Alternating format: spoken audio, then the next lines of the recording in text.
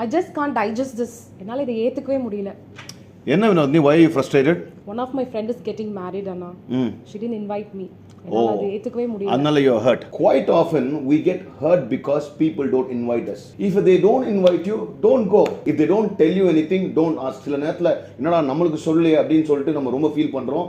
If they don't tell you anything, don't ask. கடைசி நேரத்துல வந்து உங்களை கூப்பிடுறாங்க ஏதாவது செய்ய சொன்னா simply decline. ஏன்னா because you are never a part of their plan. இன்னைக்கு friends ரொம்ப முக்கியமான விஷயம், don't get hurt if people don't include you in their lives. ஏன்னா அவங்க பிளான்ல நீங்க இருக்கணும்ன்ற அவசியமே இல்லை, அதே மாதிரி உங்க பிளான்ல உங்க லைஃப்லயும் அவங்க இருக்கணும்ன்ற அவசியமே கிடையாது.